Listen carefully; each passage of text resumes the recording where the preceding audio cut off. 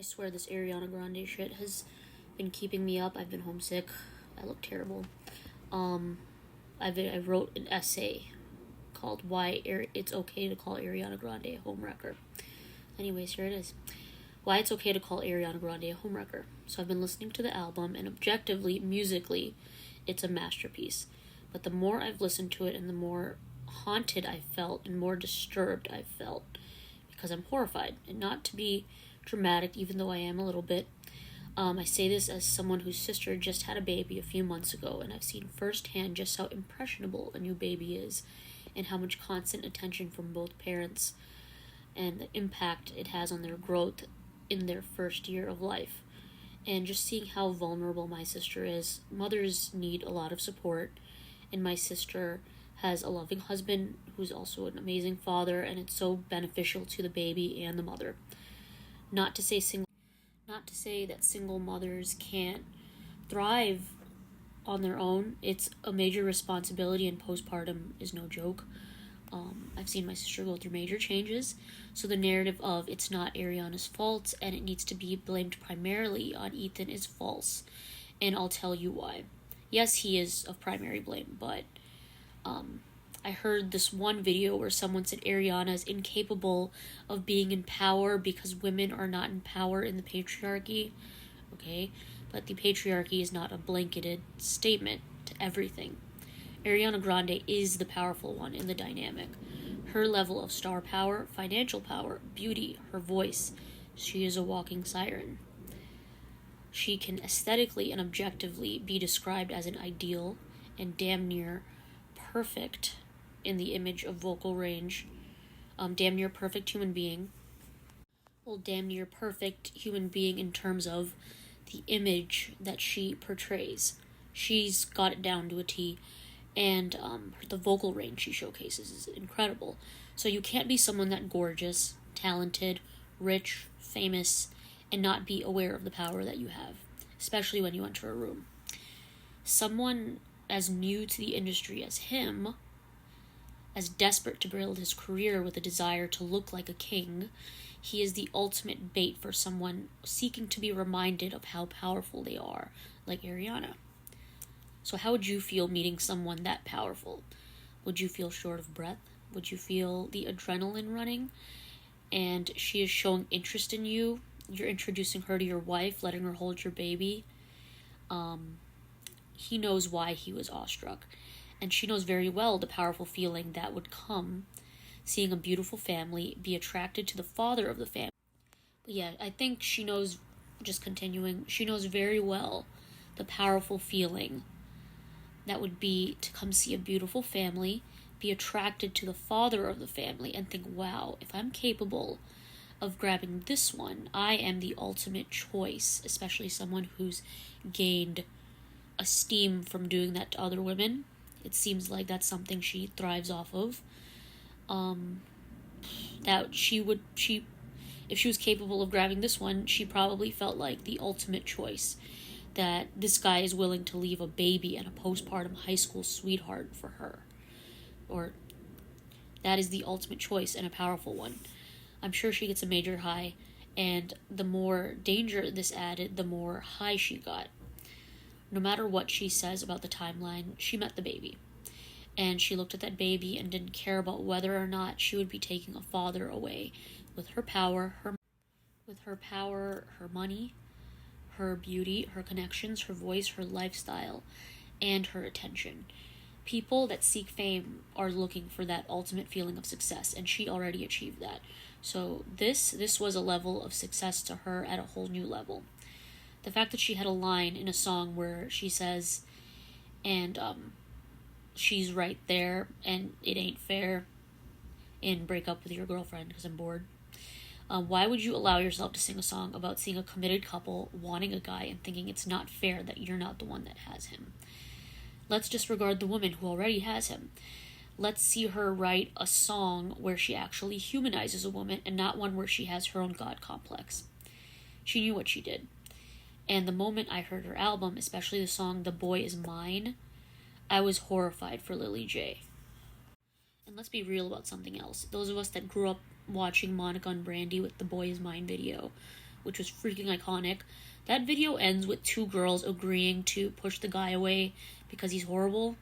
Like, so I really don't get why she chose that song title and, like, took what we millennials grew up with, a message of two girls shouldn't fight over a guy, and that if he's cheating on you with her, don't fight over him, you both should kick him to the curb. Like, she completely took that song and butchered the actual message and made it a horrifying one for Lily J. So now, I can't hear that song without feeling haunted. I can put myself in her shoes. I just picture her holding a baby and then hearing this song. And if I were in her position, I would be gutted. The entire lack of humanity she paid Lily here should be devastating for everyone. Like, can you just think about that for a second? Like, seriously, think about that for a second. Can you imagine yourself, a new mother, sitting in a room in a nursery with a newborn baby, all your hormones are going through you, and you're listening to this song, and it's sung by the most gorgeous voice in the world, like a siren. And if you really think about just how deeply she didn't care about her when she released that song, that's devastating. It's just, it should be devastating for everyone. This album isn't just an album. It's not enough that she stole a father from his family and a husband from a wife. This album is a token of, now I'm going to make $1 million more flaunting just how much I've won from this situation, just how much power I wield, just how much better I believe I am, just how much more worthy I am, that now that I took a man who's willing to leave a baby behind, I'm the ultimate token, and look, this album is proof of it. Everyone will love it. This album was such a power move and such a nail in the coffin in that aspect of how real it is that she really did hurt a family and hurt a baby, because this baby is impacted by this situation, and a literal family torn apart for a rich, glamorous siren having some fun. It's too haunting for me.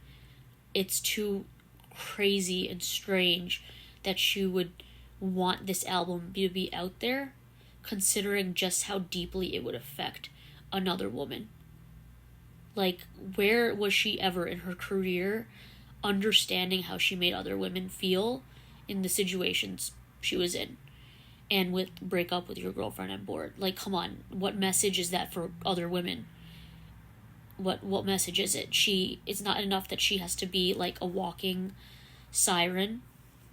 Like, it's not enough that she has to be so aesthetically perfect and like a doll and like a sex doll and be the ultimate woman that a guy would want physically. She has to tear other women down musically. And through this song, she had to literally hurt one woman that's already hurting through this situation. She has to truly bear this album, like, because this album is like gold. It is like platinum. She's wielding her power in such an intense way. And but just that being said, I do objectively, so separate from the emotion, adore this album. I'm going to forever view it as a tragedy, because it's an album about a tragic story of a woman who ended her marriage and broke up another family. It'll make for powerful art and storytelling, unfortunately, and for that reason it will be hard for people to look away and not call it a masterpiece. It'll be hard for people to look away and not call this album a masterpiece because of just how much of a tragic story it really connects to. But don't for a second say that anyone is not allowed to call her a homewrecker. She knows it. She wields it like a diamond-encrusted badge of honor, and she wants us to praise her for it.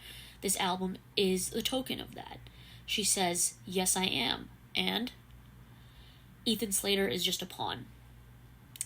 He's the ultimate game, and her ultimate game is to tear down other women, and hurting a woman who just had a baby, that's the ultimate teardown. That's the ultimate joy she gets out of life.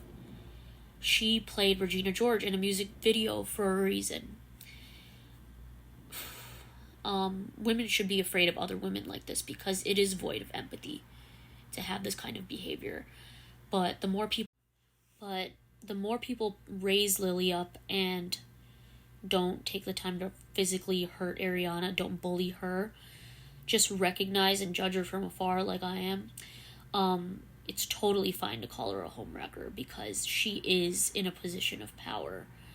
And it goes to show, if we also want feminism to exist and be accepted as a real thing, then we need to also understand that recognizing that women can be bad actors too is also part of feminism, that women aren't supposed to be these perfect moral characters.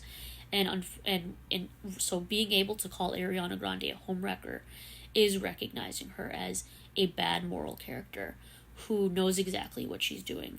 And because we already know, it's pretty point blank that men are out there that cheat, and what Ethan did was horrible, and that he's SpongeBob and he's a pawn, and it doesn't really matter that he's SpongeBob, and I don't really like people tearing down his looks or her looks because it has nothing to do with this. But if anything, he also gives SpongeBob a bad name, and we all love SpongeBob, so how dare you?